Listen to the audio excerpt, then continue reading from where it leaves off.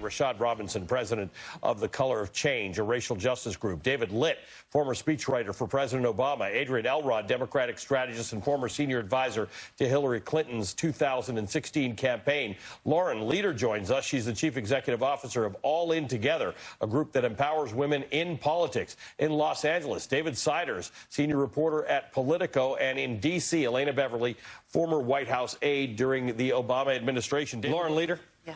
What do you think about tonight? Well, I mean, obviously an amazing night. I think a bunch of things. One is that, we did polling last week that showed a huge majority of moderate voters were still undecided, and I think really struggling with their decision, right, which has been reflected in a lot of the polls. And the second, the field sort of cleared over the last 36 hours, and we all talked to people in Super Tuesday states that were like, calling at the last minute, what do we do? The field cleared. It made it very obvious and easy. I also think we can't underestimate the power of women, suburban women, black women, and the way in which they deliver these states for Joe Biden. That is going to be a huge advantage for him, despite his challenges on the ground game, which we all acknowledge need to get filled in. The blanks there are significant. But when you look at the ways in which women, suburban women, black women powered the blue wave in November of 2018, you look at the Senate races around the country, the future of a Democratic Senate runs right through a lot of these red to blue, moderate voter states, Kansas, Iowa. These are going to be critical if Maine now. These are going to be critical places if the Democrats are going to pick up the Senate. And I think a lot of Americans were looking at this field and looking in a very holistic way, not just who's going to beat Donald Trump, but also who's going to help lead the party. There was a lot of narrative about that in the last few weeks, a lot of anxiety about whether or not Bernie Sanders could support the kind of down-ballot candidates in a lot of these red to blues, the former Trump districts. So I think voters really resoundingly, and particularly women voters, who've been the firewall here against sort of the more left-leaning, Bernie momentum, we're going to be seeing more of this. That was a huge factor tonight. We're talking about college kids who have waited for hours and are now finally leaving the line because they just can't wait anymore. These people are trying so hard to exercise their rights, and we're making it too hard for people to vote. Sometimes we're trying our best. Sometimes we're, frankly, not trying our best. Right.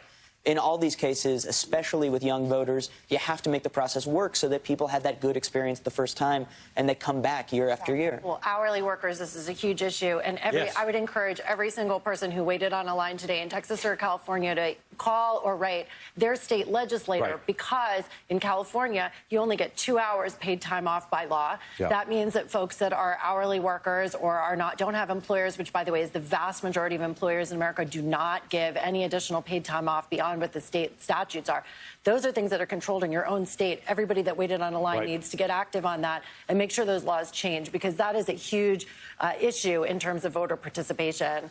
And to your point before about younger voters, minorities, I think both, the point I wanted to make before the break, both Bernie and Biden have the same issue, which is trying to unite a very big tent that has a lot of extremes and a lot of diversity in it. It's the magic of the Democratic Party that it is so diverse, but that also means it's incredibly difficult to find one unifying figure in the current moment. And it is different than during the Obama years, and it's going to be hard for both of them. I think the question is who has the better advantage going into that effort. And in some ways, it's going to depend on who really will be the reliable turnout. We saw in 2018, younger voters did turn out for the midterms in amazing numbers, but it seems like tonight it has heavily skewed towards older voters, suburban voters. Those are folks that in some ways are easier for Biden to keep than they are for Bernie to attract.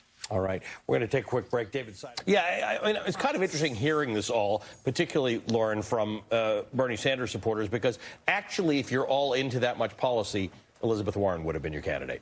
Neither Bernie Sanders nor Joe Biden give you as much policy as Elizabeth Warren does. Although, in fairness, both of them had this, long-term advantage of having been in the field for so long, a vice president, and then someone who's been campaigning for 5 straight years. So, that was always a disadvantage for her. I don't know how much it really was this ultimate, like, he's really the better choice. I think just there was a lot of momentum behind Bernie after years of ground game and organization and devotion to him.